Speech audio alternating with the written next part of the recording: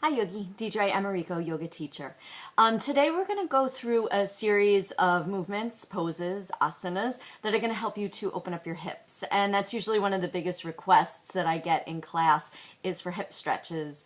We do a lot of sitting and running and cycling and standing in our society and in our other fitness routines, and the hips can sometimes get really, really tight from all of those things, as well as hips are our emotional junk drawers. And you may have heard me say that in class countless amount of times.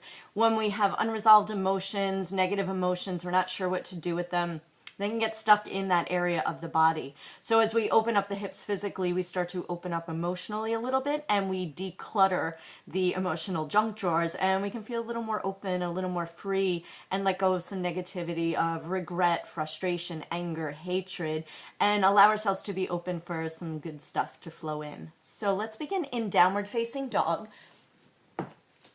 And in down dog, I like to kind of shake my tail side to side sometimes.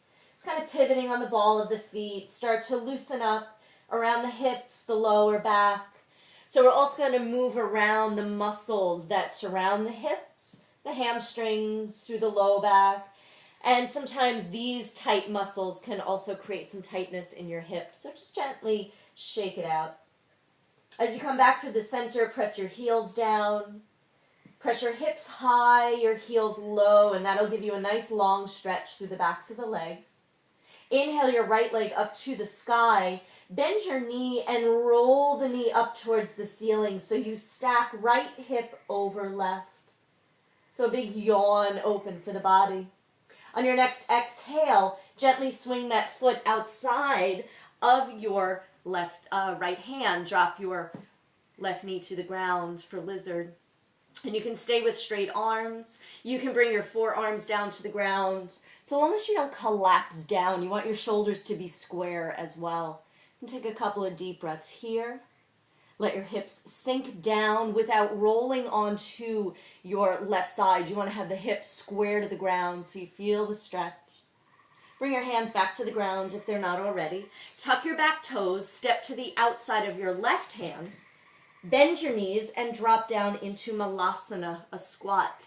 Hands to your heart. Use your elbows to push your knees open. Lift your heart up and away. And find some length through your spine. So tailbone down, crown of head straight up. Take one more inhale. Gently place your hands behind you. Take a seat.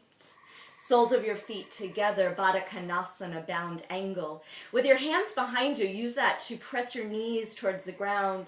Roll your shoulders down and back. Take a little back bend. You can keep your hips down, or if you like, press down on the hands and lift your butt off the ground. And slowly lower your butt back down. Swing your left leg behind you. Right knee stays bent in front of you. Come onto the left kneecap and toenails for one-legged pigeon. And just bow down. You can take your forearms down. You can make a little stand with your hands underneath your head, or gently place your forehead on the ground and just stretch out. Bring your hands back under your shoulders. Inhale, sit tall. Press your palms down. Tuck your back toes. Step backwards to downward facing dog. And again, if you want to take that little wag of your tail side to side.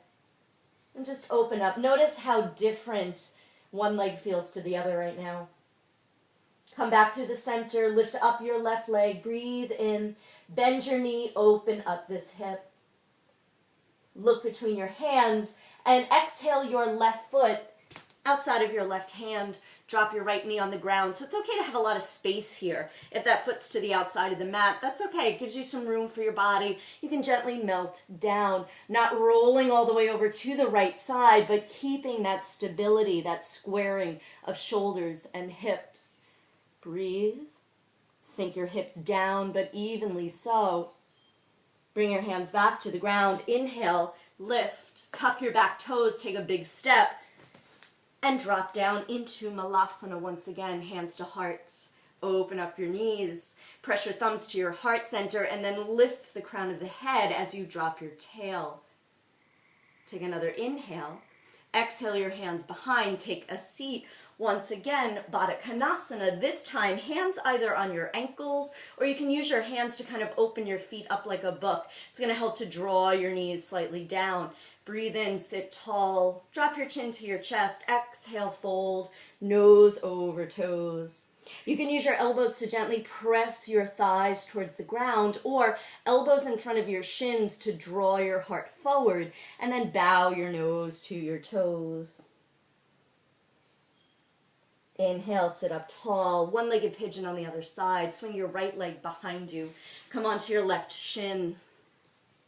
Squaring your hips by pressing both knees down and then towards each other. So that kind of turns the hips like a steering wheel. Breathe in, fold, breathe out.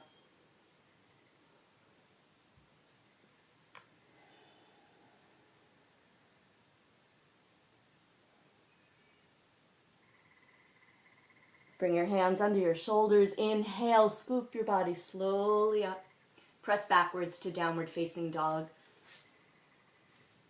Any little shimmies of the hips, you want to wiggle out your legs, maybe lift up that leg again, give it a little shake. And then bring your knees to the ground, wide as your mat, big toes touch, wide-angled child's pose, Balasana. Sink your hips down onto or towards your heels and let your forehead touch the ground. So any residual tightness in the hips, just let it kind of press back and down here. And then stay here as long as you like. And when you're done, take a Shavasana, take some deep breaths, and see what else needs to be released. What are you ready to let go of? Namaste.